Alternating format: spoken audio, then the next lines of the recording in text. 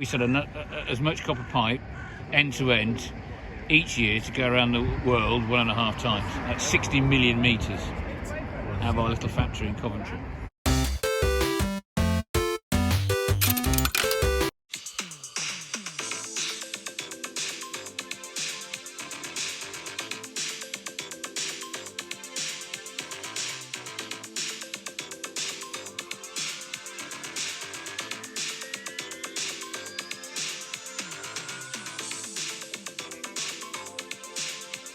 What's up guys, happy Saturday. Thanks for tuning into my latest video. Now, some of you might remember a few weeks ago I was lucky enough to go to the Lawton Tubes copper factory in Coventry just for a meeting and a bit of a look round, and while I was there I just thought I'd whip my phone out and do a YouTube live. Now, they weren't expecting me to do it.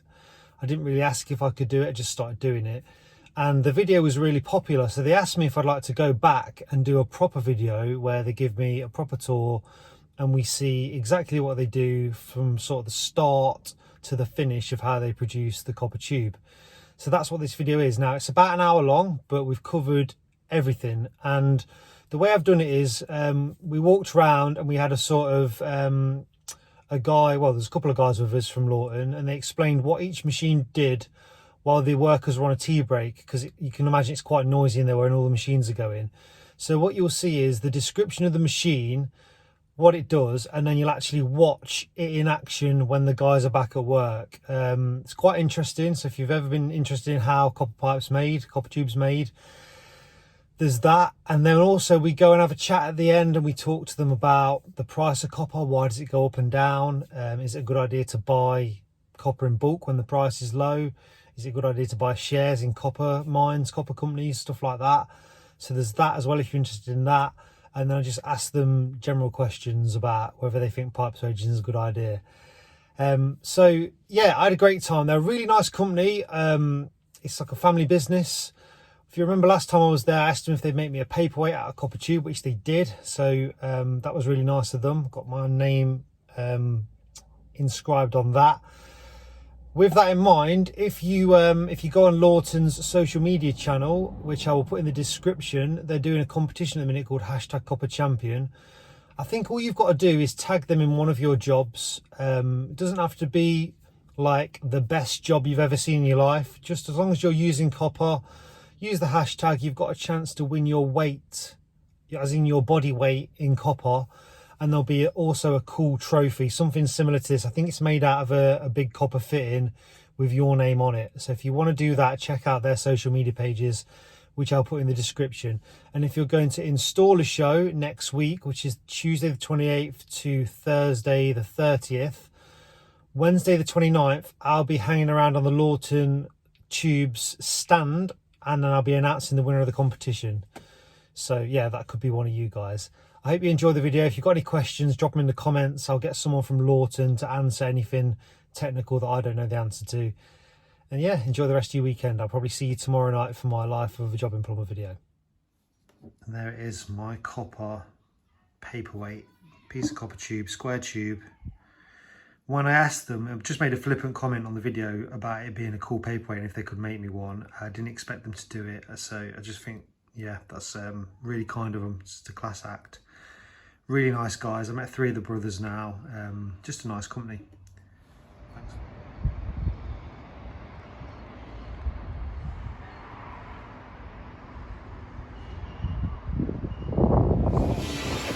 What we do is we draw tubes, so we'll redraw them. So we start off with what we call mother shell or mother tube. And basically what it is it's copper pipe that's quite thick. It's made to an engineering standard, but as you can see it's very dull. It's not to any high finished product. And that's what our raw material looks like. And if you look over here, it's got even thicker. So we've got various sizes. Yeah, you see, look, all the different various sizes. So you've got different thicknesses. So depending on what product you're going to manufacture from it, you select. Yeah, so each one of these tubes can make a multiple different wall thickness and different length. So you might get a lot of a certain tube out of this one. Yes, and a different size out of that one, agreed. So you can always go thinner and bigger, you can't go fatter and smaller. if that makes sense, because you're drawing, so you're always going to make it bigger than you would from start. Yeah. So today we're going to see the process of how you turn this into basically what your customer is asking for. What you see in a plumber's merchant. Yeah. Cool. So that mother shell tube that you saw, right? Before we can do any drawing, we use these sort of machines. That one's not from there, Rob. That tag and swage the tube. So what you have to do is take a copper tube and squash the end of it. All right. So the next machine where we draw grabs hold of this, because you're using brute force. Yeah, this is just an end cut, which we then scrap and it gets recycled. But we have to grab hold of the machine to pull it through, because on drawing there's no heat process, it's all cold drawn. So it's really just a machine grabbing that and pulling it as hard as it can through different plugs and dies, which is what I'm going to show you next. So that tube we see goes into the end of there. That's lots of noise, crushes it into that. Yeah, it's called a tag. Tagging the tube. So you've got two types of, what's that one? That's rotary swage, which is that one and the one over there, and that's a squash tag. Squash tag. So between the two, depending on the size of the pipe, right? Depending on the size of the tube and what you want to do with it. The big one is a rotary swage tag, and this one is a squash tag. On the bigger size, you can use on the draw bench. You can use what we call a bolt, which you put up the tube, and the bolt will come out about this far out of the hammer, out of the tube. Yeah. Then it will be picked up by the dog and pulled. So you only use this sort of much of the material, whereas that one obviously you're using a lot more. Okay. Does that look more for small size and that's big size? You can't rotary swage small size, because you'd have a tiny little bolt and you wouldn't be able to put it up the tube. So basically the dog will grip the squash tag actually on the tag, whereas on the big tube the bolt will stick out and it will pick up on the bolt. It will pull on the bolt rather than the actual copper. So what's the maximum size pipe you'd use for the squash? Usually the shell we've got is 82mm, which we can squash tag, which is just over 3 inch. Yeah. That is bigger for the is that larger, so our 124mm shell, that's what we use on the rotary swager. Big tube. Basically, so once the material is either softened or tagged like we've just looked at, we'll put it onto the bench, and Dean, who is the supervisor, will put the tools out. So we'll have a die and we'll have a plug. Basically, these are plugs. You've got hundreds and hundreds of different size plugs. Yeah. Dies are on the shelf down there. So you would match. So that would do the OD. And the plug would do the ID, right? You would match the plug and the die that you want together to get the thickness of tube that you want. Okay. And I worked out when I calculated it was about £500,000 worth of tooling. There's a hell of a lot. So you could pretty much make any wall thickness and any OD of copper pipe that you could possibly think. Get it. So outside diameter, they choose whichever one they want, and then internal diameter, and they can make any size pipe, any size tube.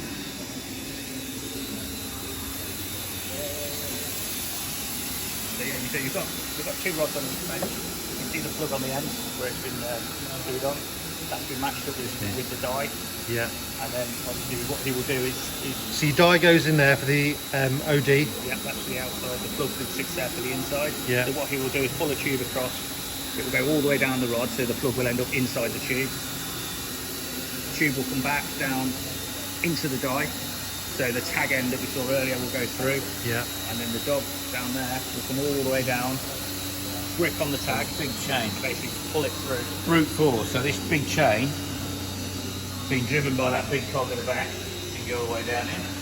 Basically what we're doing is stretching it to the size we want. Wow.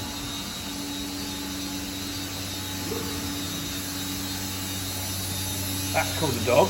That's the dog. So that grips onto the chain and literally it grabs a tube inside the dog and then it'll pull. So it hooks onto the chain and then this giant engine and cog drives the chain and pulls the tube through. And that's the maximum length. So that's 8 meters. Yeah. So that's the longest you can make a tube. Yeah. And every time you pull and draw a tube, we can change the characteristics by 30%. That's OD and wall thickness in one drawer. So every time you draw, you can change it by 30%. You can actually pull them. You can pull them 42 foot. You can pull them a lot longer. The only thing with 8 metres is that's all we can fire. Right. That's the biggest thing we can fit in the fire. And we can pull it about 13 metres long. So you can already see there on the left, two that's already been drawn, yeah? It's already starting to go shiny. So this is already semi-finished product. So that's been drawn once yet, or How twice? many times? That's been once at the minute. That's been once. Another 2. And to get it to the tube that you want to make, it's going to go through another 2 times. Yeah. That's why when you do the persuasion, you have to take into account your finish size, because that's got to fit through the finish size, not just the first one, but the second one. It's got to go through all 3. So when you swage the tag, you have to make sure it's small enough to go through all 3 runs. So you can't just take the raw material and pull that into a 15mm copper tube. No, you have to run it There's down steps and down and down until. Yeah, you try and do too much in one go, and it'll just break. Yeah. Too much resistance. Well, that's the beauty about copper, isn't it? So you've been a plumber, you'll know how malleable copper pipe is. Yeah, over metals. So stainless and all that are a lot harder. Copper, because of the nature of the product, you don't need any heat to do the drawing. The reason for the furnace is because once we soften it, we can do a lot more to it. So this is the furnace. Yeah, that's the furnace there. So these go into the furnace, come out red hot. Yeah, get quenched in the water. There's a water tank over there. Water tank over there. Quench it, take the heat away from it. Yeah. Put it in the acid for about 45 minutes to get all the crap off the outside. Pick it up, rinse it into off with a jet wash. Wash it all down so it's all nice and clean. Dip it into the back tank. Got something called copper tech in it. Stops it the outside, giving obviously the oxidation and that on it. And then basically it'll be put on the slope over there to dry for a day or so, because you can't work it while it's wet. Right. If you try and work it while it's wet, it will bounce. So every time you draw a tube, you work hardening the material. So to get it back to a half hard state, so 15mm plumbing tube, for example, is half hard. And we can show you the testing of how we test the hardness of the tube. But when you draw the tube, you naturally make it harder. So you've got to then put it back in the furnace to soften it back up to whatever the hardness you want the pipe to be. Right.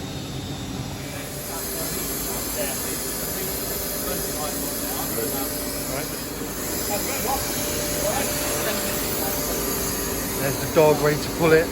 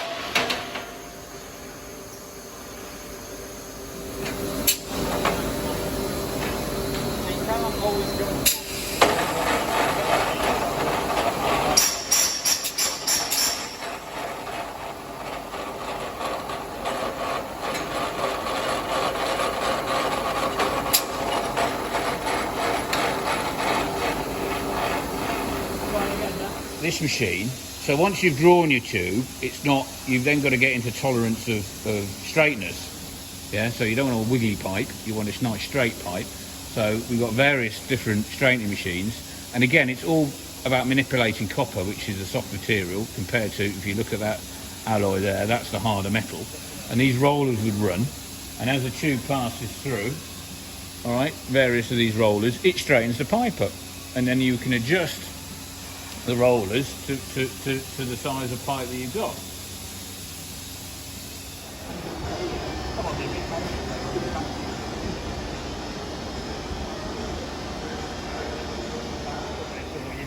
So we've pulled it. We pulled it. we've straightened it. it. Now we're going to cut it to length. Now cutting it to length. Basically just comes up to straight now, either on the top saw or this saw. The guys will set the length to whatever the finished length is. But you've got the new auto saw. It's got a double button safety device on it, so you have to press both at the same time for the blades to come up. Yeah. But it's got the pneumatic clamps, so they set all the clamps up, set the length up, push your tube through, clamp it down, cut the tag off. Because obviously that's scrap now, we're finished with it. Yeah. Push it through to the required length, cut the back end off, and then put the tube into ready for the degreaser once it's cut. Well, that's basically it. It's like a glorified pipe slice. Basically, yeah. So the tags you cut off the end that obviously go in the skip, In the scrap, you can't do anything else. that'll get melted down again, and then eventually that'll turn into another piece of tube. And copper, it's 99.9% recyclable. I believe so, yeah. Yeah. So it all goes back No, through. nothing, hardly anything's nothing's wasted. Nothing gets scrapped straight out as basic scrap. It all goes to remaking into copper. So we've got customers, not only do the standard 3 metre and 6 metre, but we've also got customers that want specific length, because on engineering they'll have just as strong a tolerance on the OD and the wall thickness as they will on the length of the pipe. So we have to then cut to precision, which is what one of these machines does, at a specific length.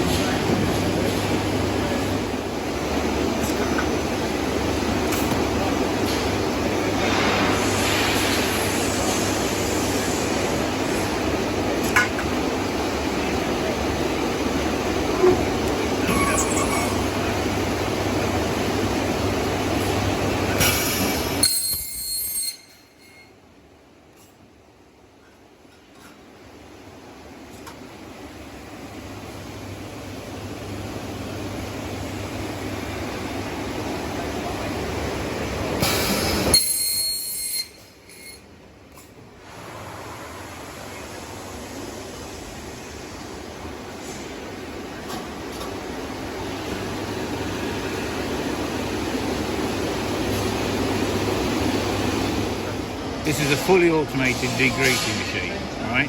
So every piece of tube that goes through this factory, you have to clean it. Regardless of whether it's for plumbing, air conditioning, even engineering, you still need to take the swarf out, and you still need to take the degrease or the grease out.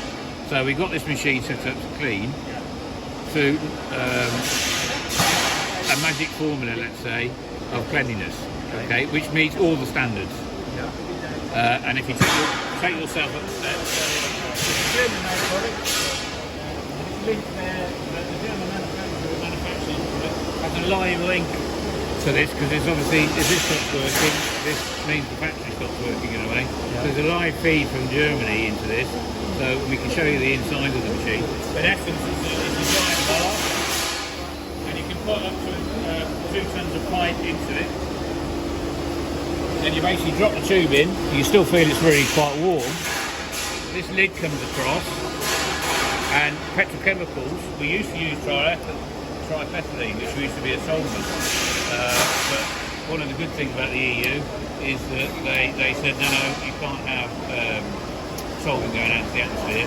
So we came up with this product, which is very environmentally friendly, less than a ton of solvent escapes into the atmosphere, and it's petrochemical based, and it recycles itself. So all the solution is used in here, the machine recycles it and uses it again. And it pours in here. It does have the facility to do sonics, but in essence, it's like a giant washing machine but without the rotary, because that would be bad. And so chemical comes in there, all the crap goes out there.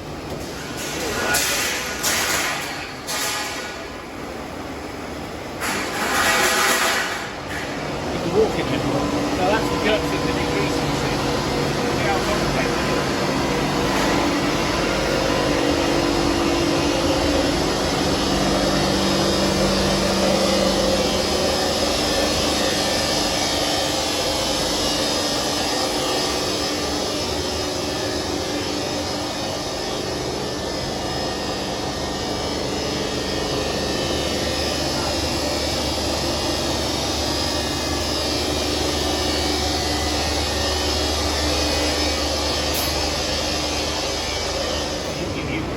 this is the boiler that produces the steam to generate the heat to the degreasing machine.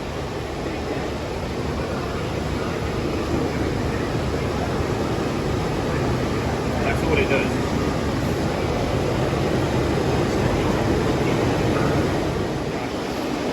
The biggest difference with us is that basically whatever tube that you want, whatever size, wall thickness, for whatever purpose, we can make it. We don't just make 15, 22, 28 plumbing tube. You want a 37.4mm, 4mm wall tube, degreased for nitrogen services. Give us 10 days, we'll make it. It's as simple as that. Last part of the process, we clean a tube, we've cut the tube to length, we've now got the desired wall thickness. This machine will inkjet mark, engrave, and eddy current test. And what I mean by eddy current test is the tube will pass through a magnetic field and it will pick up anything other than the two holes at either end. So if there's a dent or a hole in a tube, it gets rejected on one side and then hand inspected. If it passes, it drops into there and it's ready to go. So we then pack. I'll show you. Want to see it working in real life?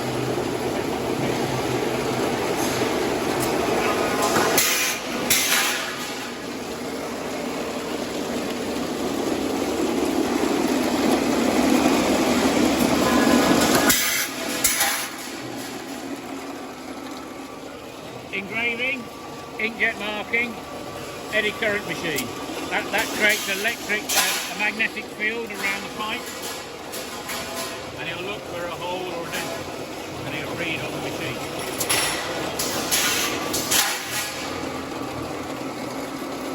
Engraving, inkjet marking.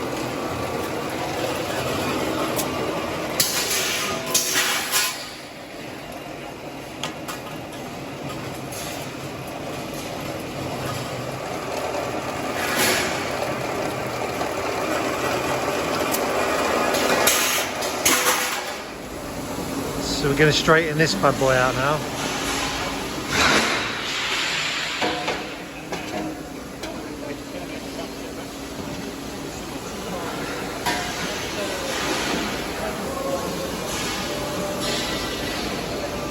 Looks pretty straight to me already. Oh no, it's got a bit of a kink at the end there.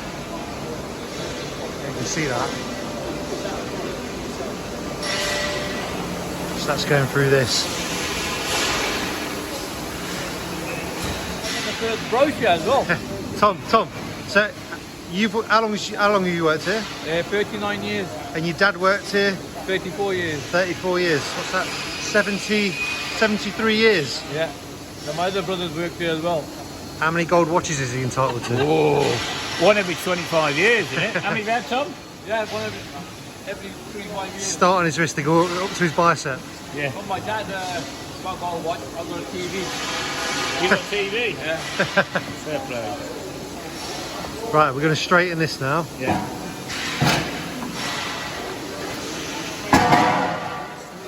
Good honest work, innit? Good honest graft. That's what we like to see. We reckon his dad walked around the world, God knows how many times, walking up and down the draw bench. You think how many years he'd been doing it? It's not set. You've got to set it up. Never set it up now.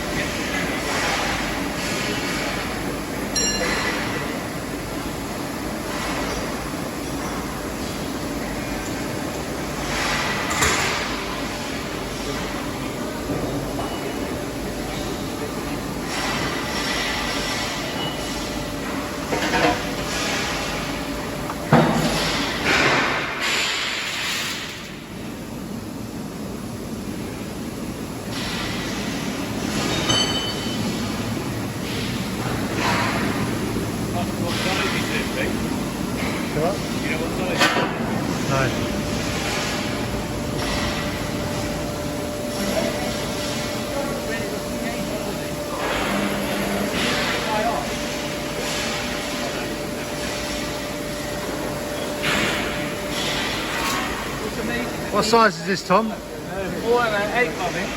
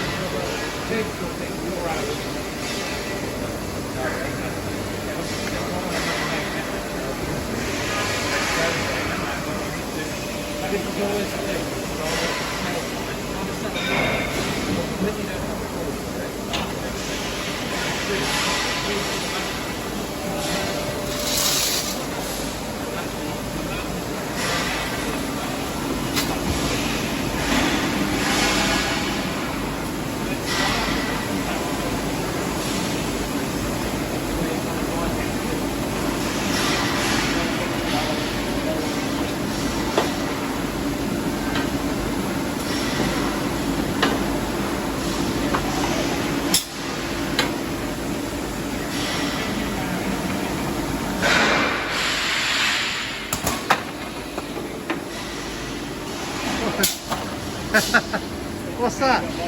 It's like a big, it's like a giant chip fork. Yeah. What is it? Those rollers don't work properly. You have to use as wood.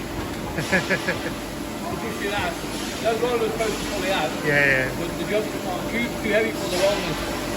So this wood is my little magic trick. Is it calibrated, the hockey stick? Yeah. It's got two little, well, we've got 2 little fingers there. Brilliant. What with the book? Awesome, mate.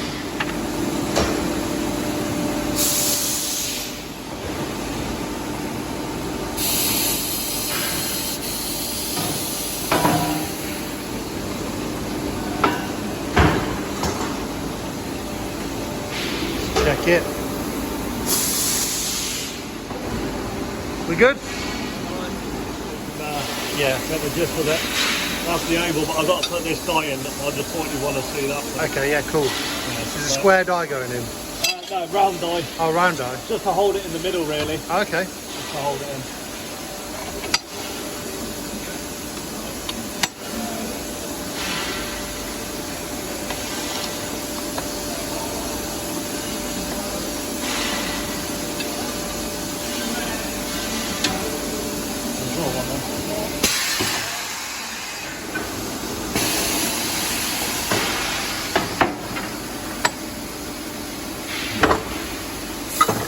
Dog, the yellow thing, that's grabbed it.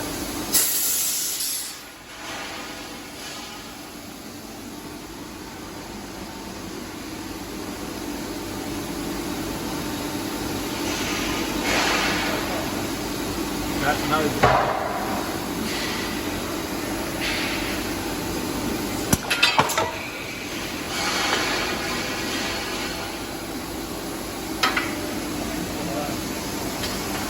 And that's what it looks like.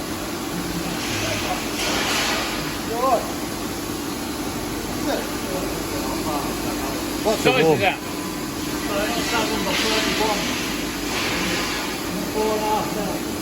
Induction heating?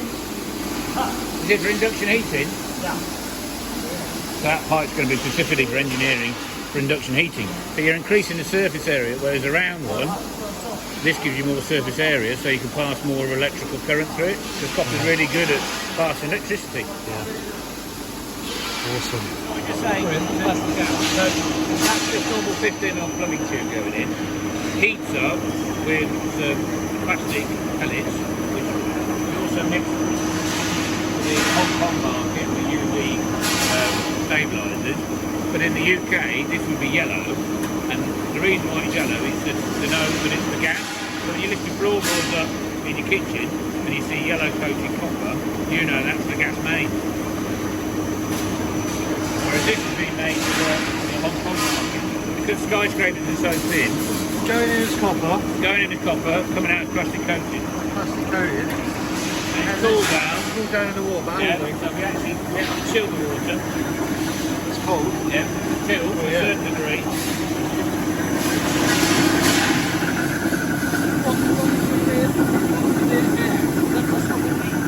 So the whole this process here is to make sure the plastic stays on the proper pipe. It doesn't go baggy, it doesn't go saggy. It's a perfect snug fit. And these particular machines are made in Birmingham.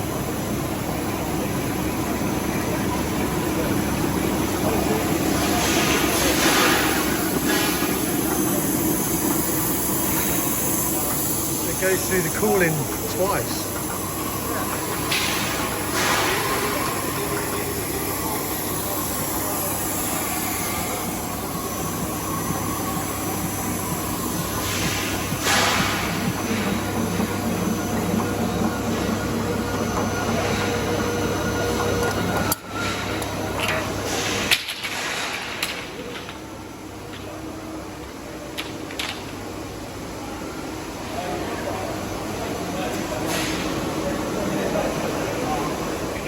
A sample piece of pipe to show how we hardness test. Excellent.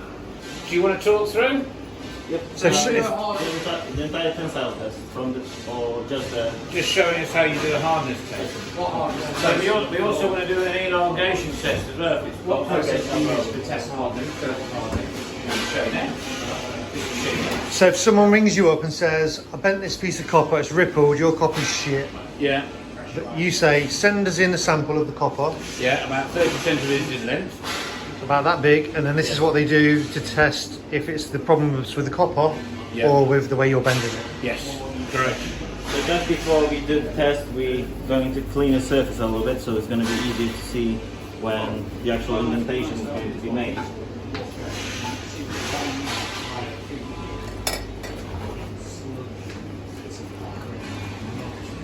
In here, you look at the table. You can do it by eye or can use it with a piece of paper. You prime the machine and then you let it do the work. So right now the indenter, it's going to be a little bit difficult to see. There will be a tiny bit of movement downwards. It's going to put the pressure on.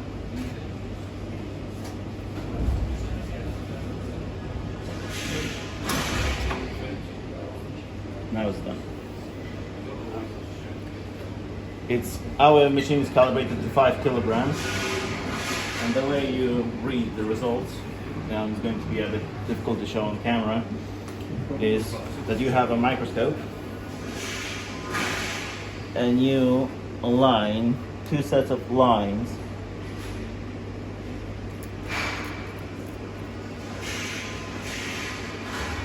which is then giving you a result over here, which you then use to transfer it into an actual VPN number. You might, if you go in with the camera, you might just be able, those black lines.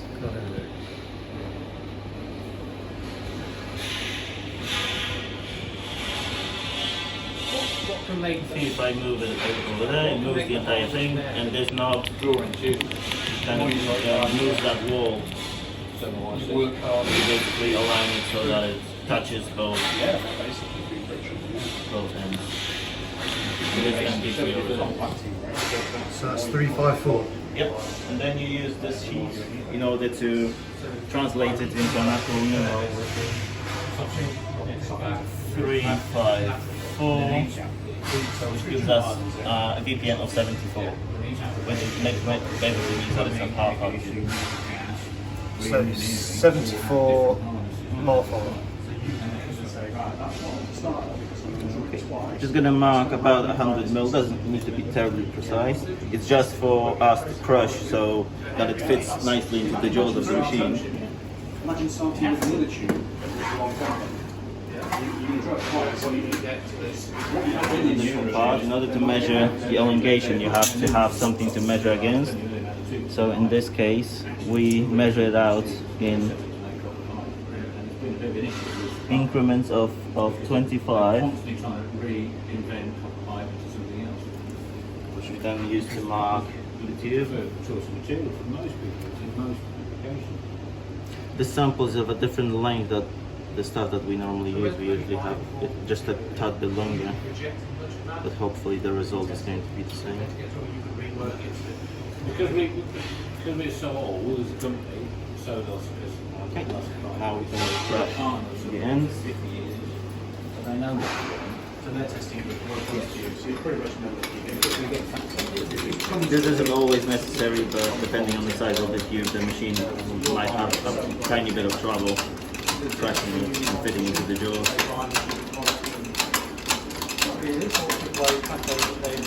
So it's 60% of the world's copper mining in Chile. yeah, that's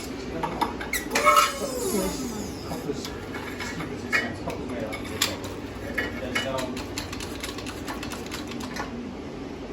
clearly people put scrap in there. The whole purpose of scrap is environmental. So it's not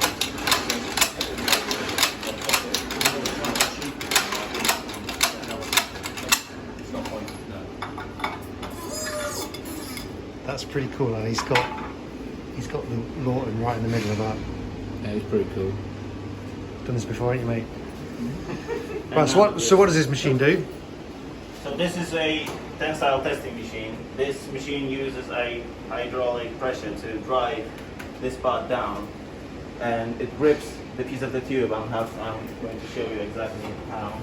It's going to grip it, and it's going to start elongating it, pulling it apart, and it's going to have a readout over here.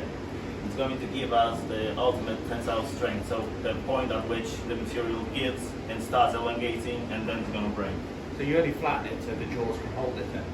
It's not strictly necessary, but usually it's done sometimes, especially with very thin tube, when the machine is trying to pull and crush at the same time, might get some weird results. So, okay.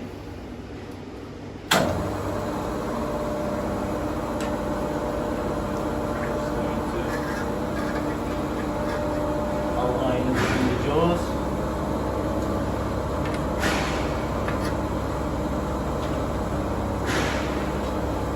Those jaws are made so that when the machine actually starts to pull, it automatically clamps the jaws as well.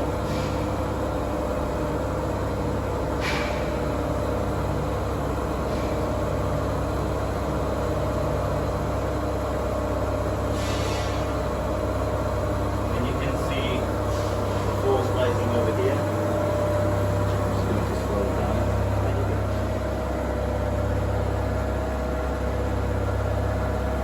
See over there how the elongation phase is going to start. So you can see that the readout is almost at a stop. It stopped rising, but the machine keeps going. This is where plastic elongation starts. So when the material is not actually giving any resistance, just elongates longer and longer. So the readout is now completely stopped. So it doesn't actually give any trouble to the machine anymore. And now, if you miss that, What was the maximum force? so now you can read it over. So it's just about 3.88. What's that? Kilonewtons? That's tons. So it's actually 4 tons of full piece of tube. And how would that vary on different sizes? Reset the machine. the whole purpose of the N1057 is that we've got. So this gives us the ultimate tensile strength. So the amount of force we have to put on the material for it to simply give and start to deform freely. And as for the elongation, the material is always going to snap somewhere in between the points that we crushed. So then it's the piece will always choose a single spot in which it elongates the most. It's going to find the weakest spot in the sample. So it also happens to be where it broke. So what you do is you measure, you put it together as closely as possible. So everything in the document, everything goes through a process. And then you measure across the breaking point. and then we'll simply put it onto our. So it looks to be just about 38 millimeters. So that will give us the elongation. It's turned from 25 into 38, which gives us a result of 52% elongation, which is well within the specifications of the standard. And this is how we log the data, so it has automatic formatting, so we don't have to calculate and always remember everything's going to. The premises have been here since 1938. That's the factory. Has the front had a facelift? Because it looks modern. The front has had a facelift to match the head office. Otherwise, it was too different to each other. Really. So that's where we've just been. That's the factory, and then over the road here. Is now the finished warehouse. So this is your warehouse, distribution, and also the offices. Yeah. So you can imagine, even when I've been in the company 18 years, we've gone from a turnover of 40 million to 150. So you need a place like this to store the product. Yeah. We sell as much copper pipe end to end each year to go around the world 1.5 times. That's 60 million metres out of our little factory in Coventry.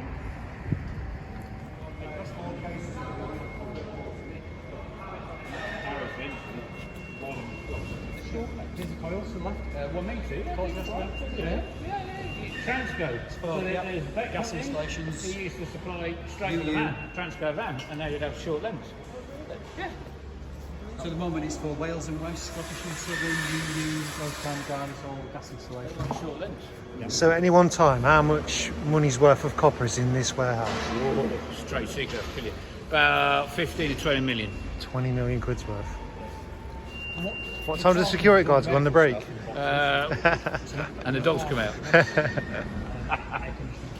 So this is all domestic plumbing copper, ready to go out. Your lorries basically come, load up, and then go off to all the merchants around the country.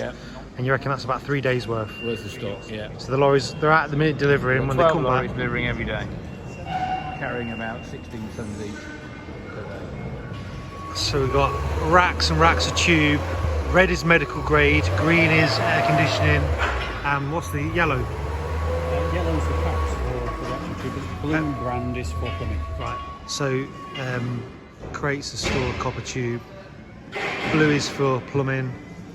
Red's medical grade, and then the green is for air conditioning, which is like a thicker walled copper. And then this side, we've got fittings, boxes and boxes of fittings. We're gonna have a look at them now. So what size is this? 219 millimetre. 290 millimetre medical grade copper T, and there's a standard 15 mil. Just to give a contrast. Size of that. Big and little.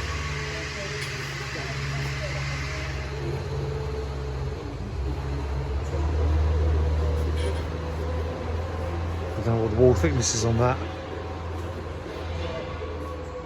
This is what you braise. When you get to above 54 mil, you move away from the soft tin that you know, and then you go into a brazing rod, which basically is almost pure copper. Yeah. And you're heating that up. Yeah. The higher the silver content, the stronger the joint. So the bigger the size of the fitting. So like that one, you probably want to be going on to something 25% silver or more. You're heating this up to braze the joint. In medical, you can't use flux, but in plumbing and air conditioning, you can. But most people will just use a high temperature and just braze it on, rather than using your soft tin. And that's a mistake that quite a lot of plumbers do, is they still think they can tin solder above 54 mil, and it's not recommended. Everything we do is based on customer orders, not on manufacturing. We wait for them to order, we schedule the vehicles around where we need to go to fulfil our customers' orders. But secondly, mix-wise, we don't know when the orders are on the books, we know what we need. We're flexible enough to quickly move our product around and do different bits and bobs with it. So in dollars at the top, so your 9316 there is in dollars, your 6791 is in pounds, and your 7935 is in euros. Yeah. So you're constantly monitoring that. Is that someone's job to constantly monitor the price? Yeah, someone should put it together. Really? They're $7,000 a tonne? That'll be a bother. That's a lot, isn't it? Have you enjoyed your tour around the copper factory, Ben? Yeah. Yes, So this is enjoyed what it. Don't put me on we camera. check literally all the time. These numbers are really important to what we do. So you pay a subscription, a very hefty subscription, and it gives us the ability to see what the currency is doing, but also what the metal of copper is doing. But you can also track tin, silver, all the other different alloys. But then we can only buy material, we can only buy raw material on the Copper Official once per day. So we can't just randomly pick one of those numbers and say, I'll tell you what, I'm going to buy 1,000 tonnes at 6, 7 something. We have to use that. Now, because we're not at 12.45 yet, that is the official from yesterday. So if we come into here, we can look at all the official LMEs for this month. So obviously the last one that I just showed you, 6751, is there. So that is tracking right back through this month. Show our website, front page of our website, put the graph. Yeah, absolutely. So how does it affect you if the copper, because what you do here to it, you manufacture it, you custom make it to what people order it, the price you add on for your what you do, does that change? It's just the value of the raw material that changes. Right, this is the biggest fallacy we've got with our customer base. They look at us and say copper is high, copper's £6,700 a tonne. It was 2,800 when I arrived at the business 12 years ago. And they say, oh, the copper price is really high. I was paying £1 a metre, I'm paying £2 per metre. You must be making a fortune. We don't. So we make our profit in pounds per tonne. It doesn't matter if copper is £3,000 per tonne, 4,000, 5,000, 6,000. We put our margin on there in pounds per tonne and we sell it to our customer base. So it's not a percentage, it's a fixed price per tonne. Fixed price per tonne. So you don't make any more money when the price of copper's high, and you don't make any less money when the price of copper's low. Not really. Now we make a little bit more money as we sell our stock because our stock's at a low level. Yeah. But we move with the LME every day. If you were my direct customer and I was selling to you and the LME goes up, I track that up, so I make more money on my stock. Yeah. But as it goes down, I immediately move my prices down, so I can theoretically lose money on the stock that I sell, but it weighs itself out over time. Yeah. You need a lot of cash in this business.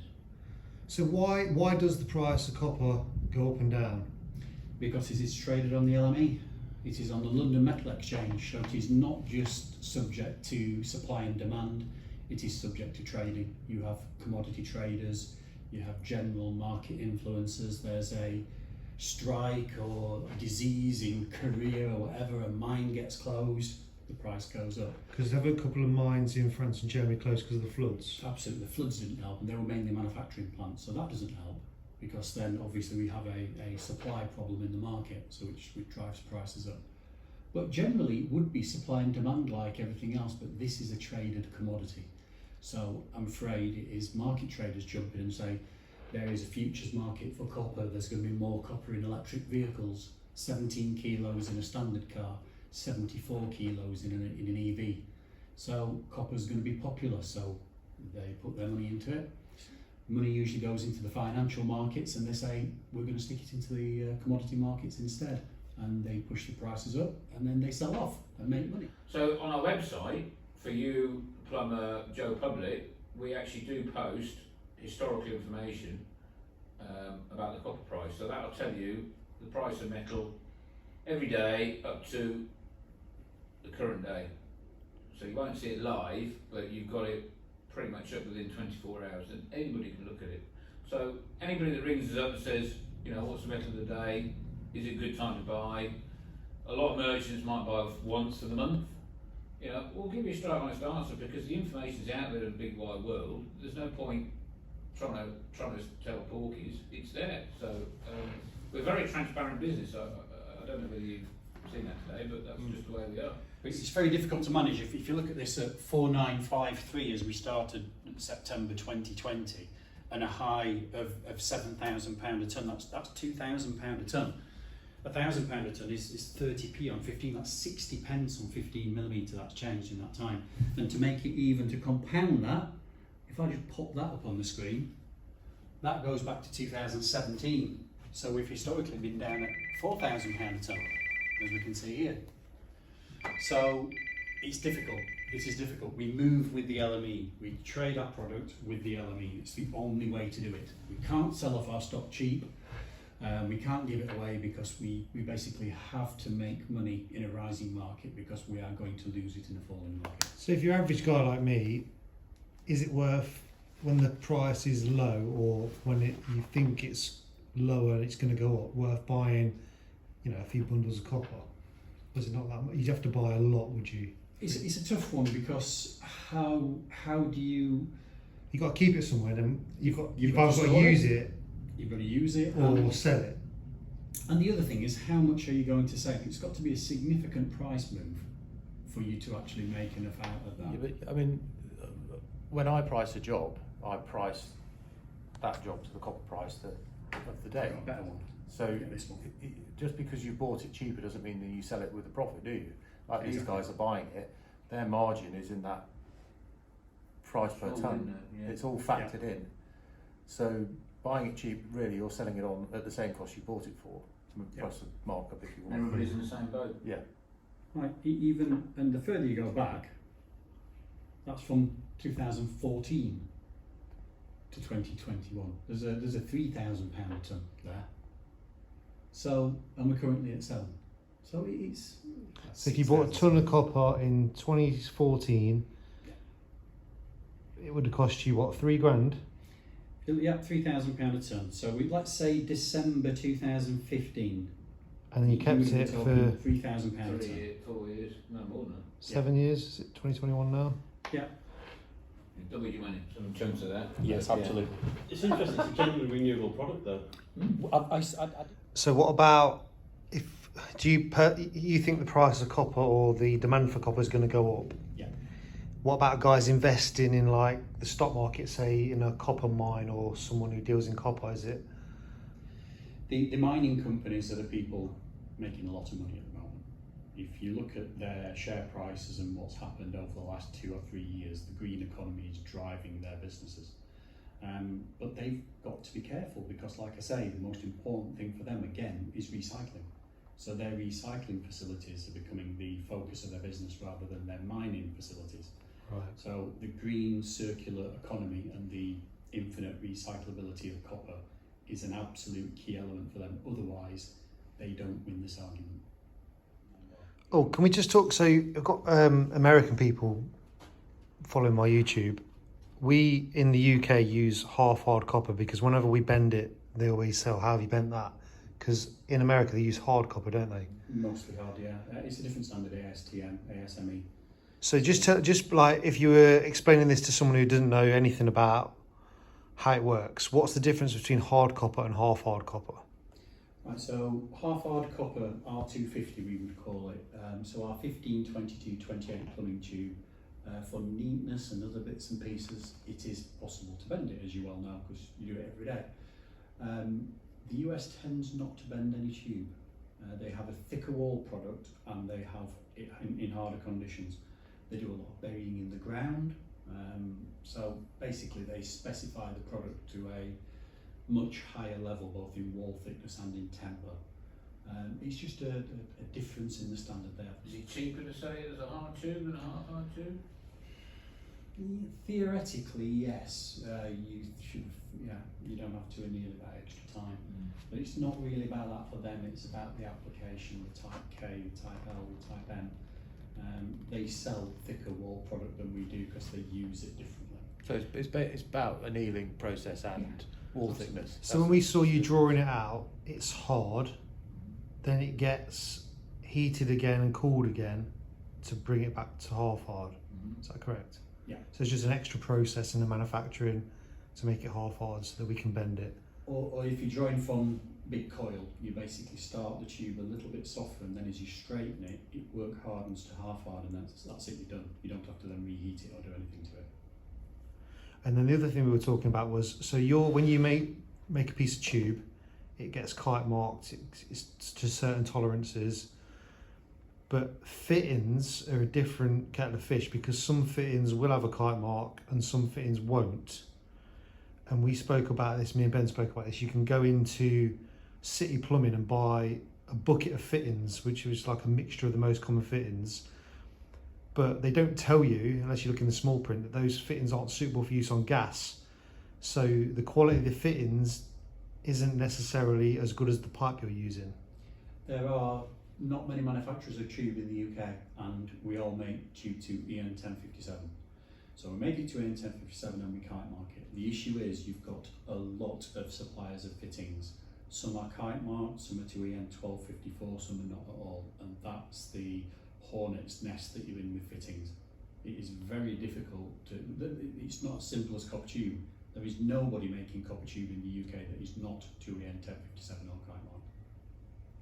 So if you put two pieces of tube together with a elbow that was not kite marked, not to the British standard, if it's going to fail, it's going to fail on that elbow.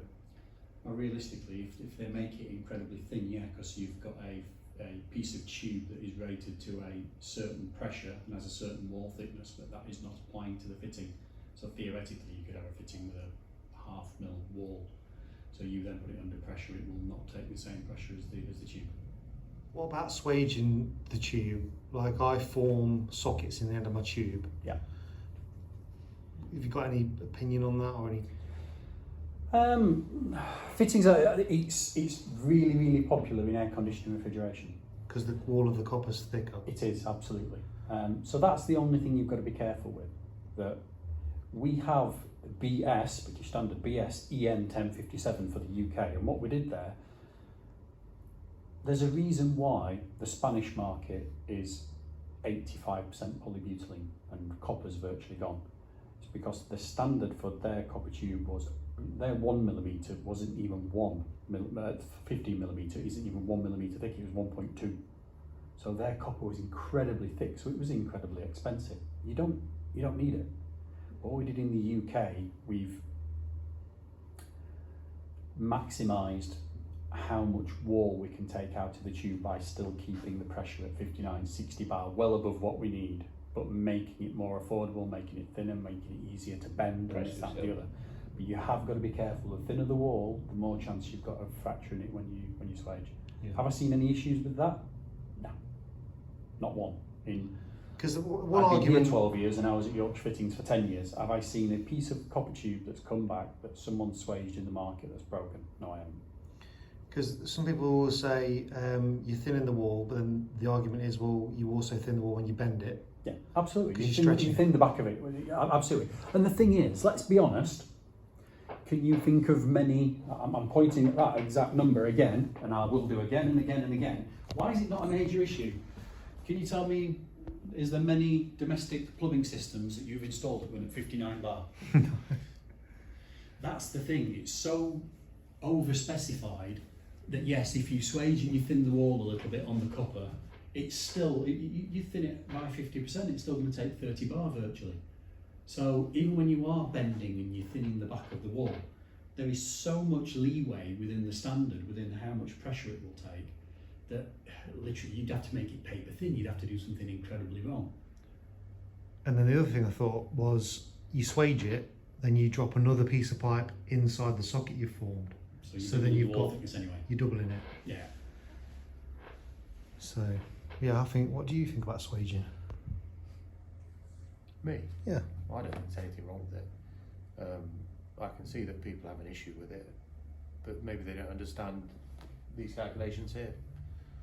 I mean, if you're talking 0.7 mil thickness and you're getting 59 bar at 65 degrees, it's never going to be an issue, is it? So basically what you're saying is people who don't swage are Neanderthals. Yeah. Maybe the swagers are Neanderthals. Hammer and adrift.